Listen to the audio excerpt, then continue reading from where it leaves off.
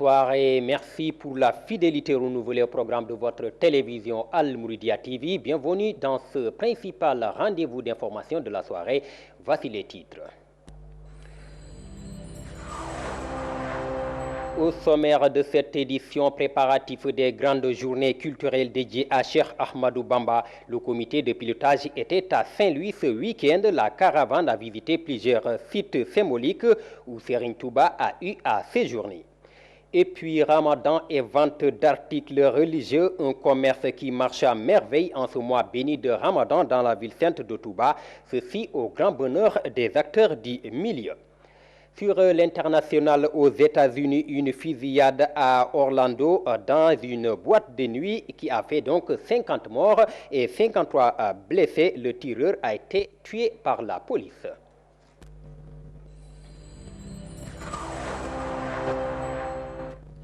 Bienvenue à toutes et à tous. Je vous le disais tantôt dans le sommaire, le Ramadan est une période où la vente d'articles religieux connaît donc un essor grandissant. Des articles religieux tels que des livres saints du Coran, les Hasides, les chapelets, mais aussi beaucoup d'autres articles relatifs donc à la religion. Le prix de ces articles connaissent une hausse qui donc arrange particulièrement les vendeurs. Je vous propose de suivre ce reportage de Awassar et Ousmane Mar. Le Ramadan est une période de traite pour les vendeurs d'articles religieux, en témoignent les commerçants que nous avons rencontrés. Le Coran, les Hasides, les chapelets, les nattes de prière et les écharpes se vendent très bien durant ce mois béni de Ramadan.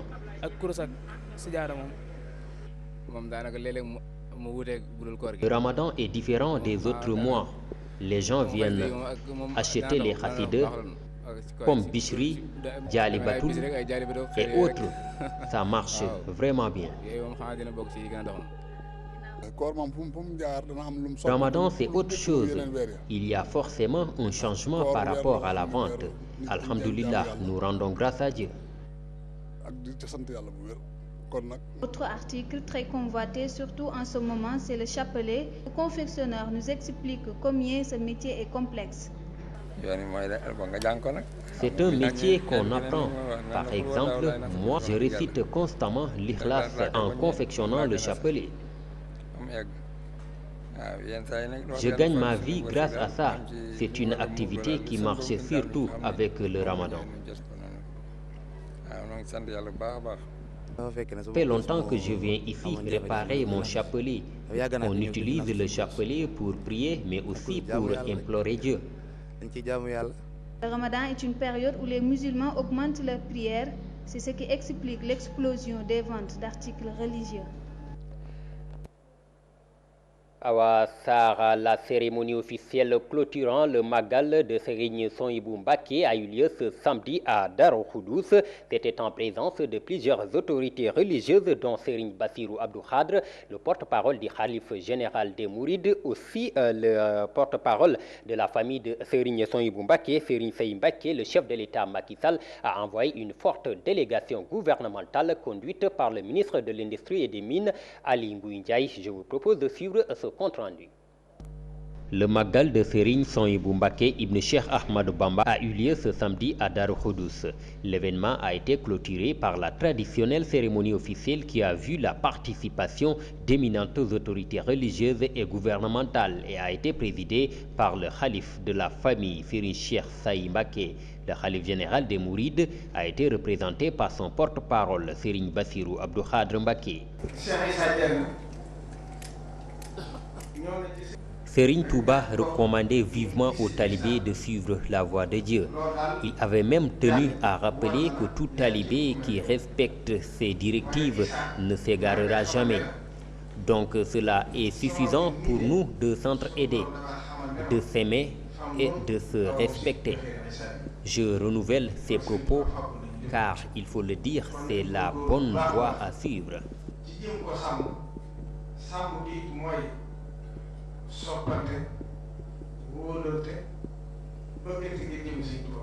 Le chef de l'État, dont de très fortes relations lient avec la famille de Serigne Souhaïbou Mbacké, a envoyé une importante délégation composée de ministres et de parlementaires, conduite par le ministre de l'Industrie et des Mines, Aly Ngouille Ndiaye. sëñ bi président moom ci boppam moo. Le président de la République a lui-même fait cette délégation qu'il a envoyée pour lui représenter à cet événement qui célèbre la naissance de Serigne Souhaïbou Mbacké. Serigne Touba l'avait baptisé Abou Madiane, c'est-à-dire le prophète Souhaïbou, et Dieu a fait qu'il a eu le comportement qui était attendu de lui. Seule la connaissance et l'islam comptaient pour Serigne Souhaïbou Mbacké. mu dolli ci nekkoon koo xam ne xam-xam diine ak wéetal yàlla rek moo ko ñoroon. Serigne Abdou Samad Mbacké, le porte-parole du khalife Serigne Cheikh Say Mbacké, a pris la dernière parole. dafa mel ne wax ji tëj na boppam ndax bi Serigne Bassirou waxee rek doy na sëkk Serigne bi rek waxal boppam. Serigne Bassirou Abdou Khadre a conclu le débat. Normalement, personne ne devrait prendre la parole après lui. Juste témoigner sur la grandeur du khalife de la famille de Serigne Souhaïbou. Il travaille vraiment pour Serigne Touba. Vous avez vu les 2 minarets de la mosquée qu'il a entièrement entrepris et réalisé. Il fait tout dans la voie tracée par Serigne Touba. Serigne Touba du fi tekk gu matiwu te natt na ko ba mat ko mu doon ko fay teg te doy na sëkk ab liggéeyam ñaari jumaa yi ci suñ kanam mu di ko yeesal yee mu di ko defal doy na sëkk liggéeyam Serigne Touba. C'est ainsi qu'a pris fin l'édition 2016 du Magal de Serigne Souhaïbou Mbacké, un événement qui célèbre la naissance de l'illustre homme qui a vu le jour en 1917 à Ndiarème. Sa vie durant a été marquée par l'apprentissage et l'enseignement du Saint-Coran.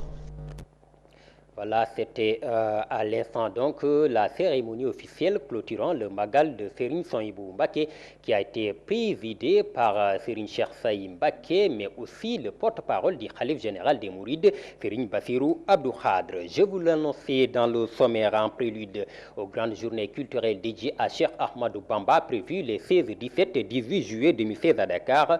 Le comité de pilotage était ce week-end à Saint-Louis. La caravane a sillonné plusieurs sites historique où le cheikh a eu à séjourner durant l'occupation coloniale. Cheikh Salimou Thiam ont suivi la caravane pour nous. Saint-Louis, place Faidherbe. C'est ici qu'a eu lieu la majeure partie des activités culturelles de la caravane du comité de pilotage des grandes journées culturelles Cheikh Ahmadou Bamba avec l'ensemble des daras et daïras de la capitale du Nord, communément appelée Ndar Géej. Regroupés en fédération sous la supervision de Serigne Abdoulaye Sarr Khadim, qui nous a fait l'honneur d'assister aux activités avec ses paroles d'encouragement et de félicitations.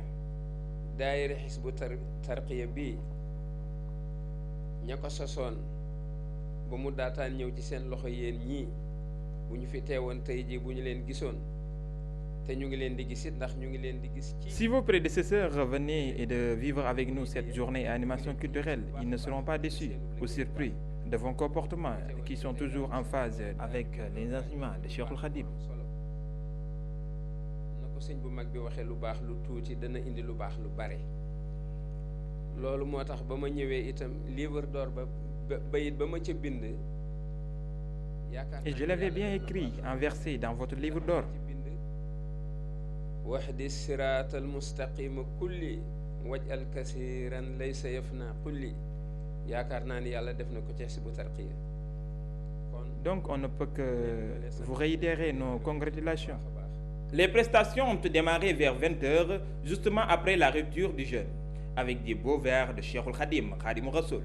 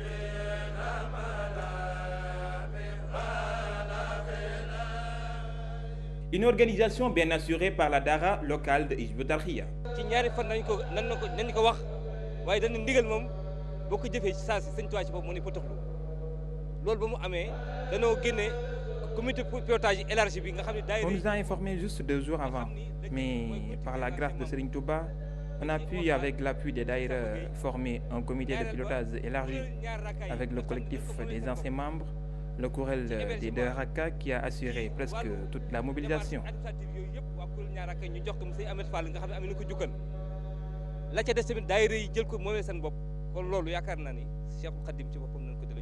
Venus répondre fortement à l'appel, les Saint-Louisiens s'en réjouissent du déplacement, mais également comptent prendre les choses au sérieux les jours du 16, 17 et 18 juillet 2016. Tout d'abord, c'est un grand plaisir de recevoir la grande Dara de Hizbut Tarqiyyah dans la commune de Saint-Louis, particulièrement dans la communauté mouride.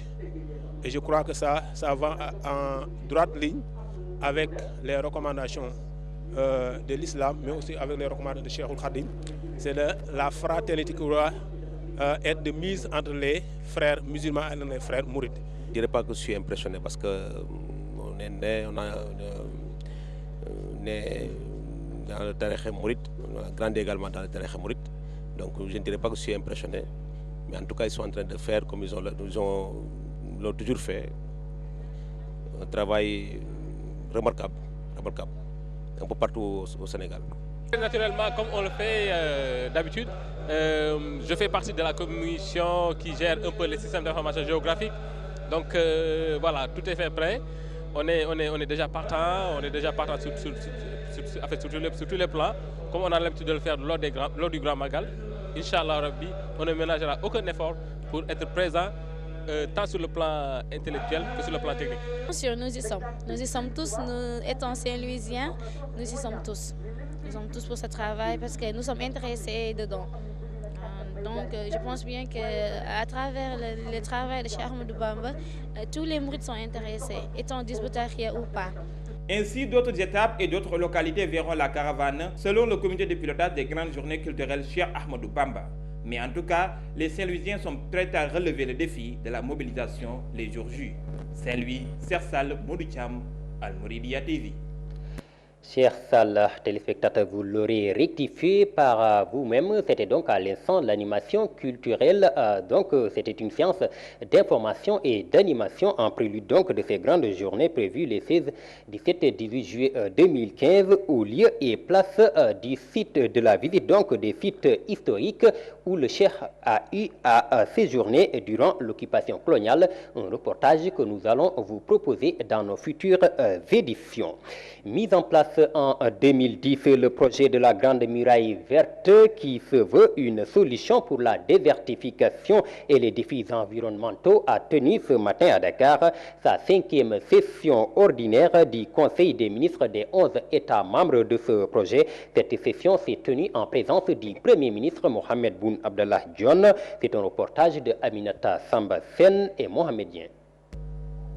Pour mieux lutter contre la désertification et relever les défis environnementaux auxquels font face les pays du Sahara et du Sahel, le projet de la Grande Muraille Verte avait été mis sur pied. Ce projet qui regroupe les 11 pays du zone du Sahara et du Sahel avait vu le jour en 2006. Ce matin, s'est ouverte à Dakar la 5e session ordinaire du Conseil des ministres de l'Agence panafricaine de la Grande Muraille Verte, sous la présidence du Premier ministre sénégalais et du président du Conseil des ministres de la dite agence. Mesdames, Messieurs les ministres et experts des États membres et des organisations communautaires, vous avez aujourd'hui la lourde responsabilité de mener à terme notre vision et nos objectifs pour la réalisation de ce projet majeur pour l'Afrique. On attend de chaque pays qu'il y ait des réalisations concrètes sur le terrain. Parce qu'il s'agit maintenant de passer aux opérations, c'est-à-dire aux opérations de réalisation au niveau des tracés de la africaine de la Grande Mer. Donc c'est des enjeux importants pour nous, c'est des défis qui sont là devant nous. Et nous avons fait de gros efforts sur la base de nos propres moyens. Et une fois encore, nous lançons un appel à tous les particuliers financiers qui peuvent nous accompagner et de venir s'ajouter à nous parce qu'il s'agit d'un effort qui va dans l'intérêt de nos populations et qui va dans l'intérêt de tous les pays du monde. Parmi les 11 pays membres de l'agence, le Sénégal s'est distingué de son actif en matière de reboisement. En effet, sur les 545 km qui lui étaient assignés, 150 km représentant presque le tiers a été réalisé. D'où la pertinence d'être cité comme exemple parmi ses pairs. Le Sénégal fait partie du tracé de la Grande Muraille Verte. Nous sommes concernés par 540 km sur un tracé de plus de 7000 km. Et donc le Sénégal à ce jour a pratiquement l'une des plus grandes réalisations. Nous sommes à peu près sur 150 km. Certainement c'est un peu moins du tiers. Donc, mais pour nous, en moins de 5 ans, ce sont des avancées extrêmement importantes. Donc voilà, il y a beaucoup d'activités en termes de réalisation, notamment les activités agro-silvopastorales, le reboisement des périmètres, le maraîchage. Et donc il y a beaucoup d'activités qui ont un impact socio-économique certain, qui ont permis de fixer les populations, de réduire le chômage, de réduire l'exode et le déplacement surtout des jeunes. La vision globale de la Grande Muraille Verte est d'ici 2025 de transformer les zones arides du Sahel en zones économiques et de développement durable. Aminata Samba Sen, le 4 janvier 2016, entrée en vigueur la loi interdisant la vente et l'utilisation des sachets plastiques. 5 mois après, ces sachets continuent toujours de constituer le décor dans toutes les grandes villes du Sénégal. Pourquoi la mesure tarde à avoir les effets escomptés? Élément de réponse est avec le ministre de l'Environnement et du Développement durable, Abdoulaye Bibi Baldé, interrogé par Aminata Samba Sen. Qu'est-ce qui explique cela? C'est que nous n'avons pas peut-être fini de mettre en place l'ensemble des textes d'application. Les décrets d'application ne sont pas pris. Mais je pense que l'objectif pour nous, avec cette loi, c'est de sensibiliser. Les Sénégalais sont sensibilisés, suffisamment sensibilisés d'ailleurs. Le secteur privé s'organise. Vous savez, il faut du temps. Quand la loi offre des opportunités aussi, il faut des temps d'adaptation, des résultats, des plans d'investissement. Et il y a beaucoup d'initiatives qui proposent des solutions alternatives. Et parfois, au niveau du marché, vous constatez même qu'il y a des pénuries de sachets plastiques. Donc la loi est en train de faire ses effets petit à petit. Mais effectivement, il y a quelques sachets qui traînent encore. Mais le gouvernement va, avec l'ensemble des services, commerce, douane, va essayer vraiment de gérer ce problème.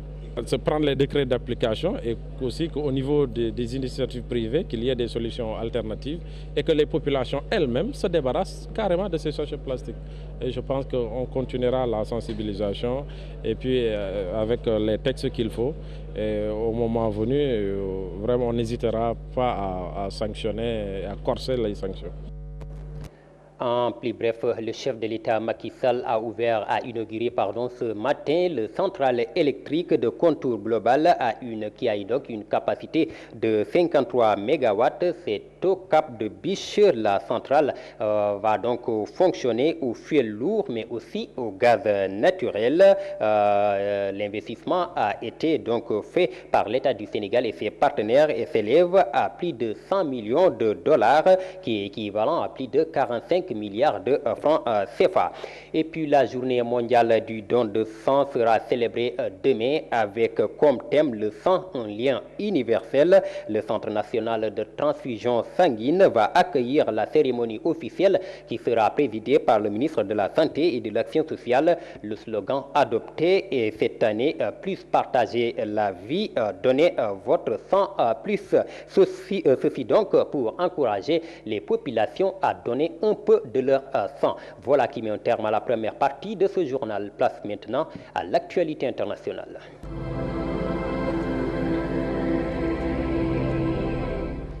L'actualité internationale que nous démarrons aux États-Unis, l'attaque à Orlando hier, un homme armé du nom de Oumar Mateb a ouvert le feu sur une foule dans une boîte de nuit faisant 50 morts et plus de 50 blessés. Le tireur est donc né à New York et de nationalité américaine mais d'origine afghane. Il aurait fait allégeance à l'État islamique. Belgique, suspecté d'être impliqué dans les attentats du 13 novembre à Paris et ceux du 22 mars à Bruxelles, Mohamed Abrini sera livré à la France, a fait savoir la justice belge, mais il pourrait être jugé en Belgique au préalable. Autriche, pour finir, des débris du Boeing 777 de la compagnie Malaysia Airlines disparu le 8 mai 2014 avec à son bord 239 personnes ont peut-être été découvertes en Australie. La piste du vol MH370 est jugée fiable par un océanographe. Les recherches se poursuivent pour le moment dans ce pays jusqu'au mois d'août.